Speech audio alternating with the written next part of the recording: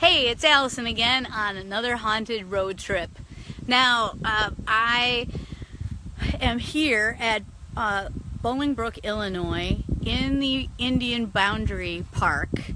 This is where on August 2nd, a woman was walking in the park like she normally does. She lives in one of the houses that is very, very nearby this park. And she was in this playground area, which I'm about to show you. So she's in this playground area of this park called Indian Boundary or Indian Boundary Line Park. And she's in this playground area, as I said, 10:30 at night, just taking a nice little walk. And this was August 2nd. And then she turns and she sees on this path here a 7 to 8 foot tall thing. She doesn't know what it is. She thought it was actually two people embracing. She couldn't make out a lot of detail. It was like a silhouette, but she thought it was two people embracing. And then as she looked a little closer, she noticed, hey, wait a second, this isn't two people, this is something else. And she heard like a slobbering, sucking kind of sound coming from the creature.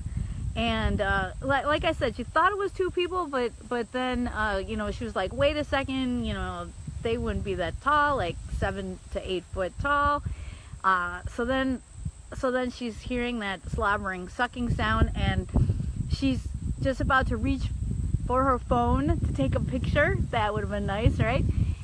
And then the creature turns towards him, or the creature turns towards her, and she freezes because she feels drawn towards the creature, but also gets this foreboding feeling as well.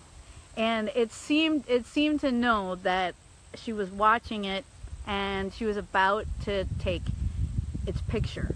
Now, the account doesn't mention like how he disappeared. Did he shoot up into the sky like the other accounts state, that, you know, they see this creature and then he just unfurls his wings and shoots up into the sky? This account does not say that. But it does say that the witness actually noticed him wearing some kind of clothing, some like kind of dark material it was clad in. So that's interesting. I've never heard of Mothman wearing clothes before. That's a new detail.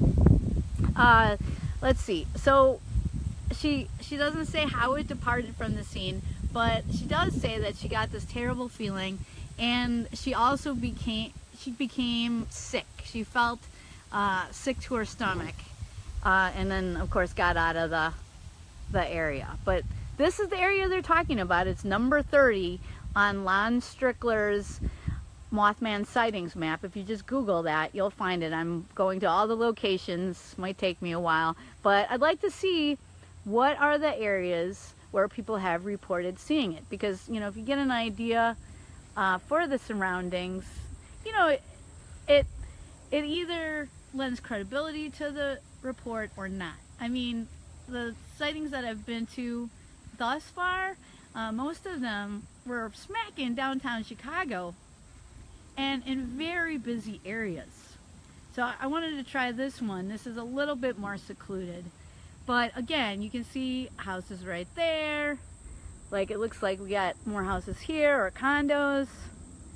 So right next to the playground area, right next to the path where the witness stated that she sighted this creature.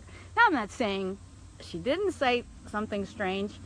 I'm just saying, you know, this isn't out in the country somewhere. You know, all these sightings have been in fairly populated areas. This one's a little bit more credible just because,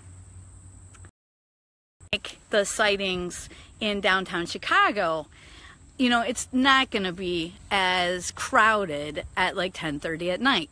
But other sighting locations that I visited, you know, even at 10:30 at night, there's everybody everywhere, biking, walking. You know, the question is not did you know, did someone see something? The question is, if somebody saw something, then why didn't more people see it? Because there's like people everywhere. You can't get away from them in downtown Chicago. So, but this one's a little bit more believable maybe because it is a park-like setting. It is a little bit more secluded, might be quieter here around 10:30 at night, but still in very close proximity to houses. So I'll bring you more haunted road trips coming up. Thanks for joining me.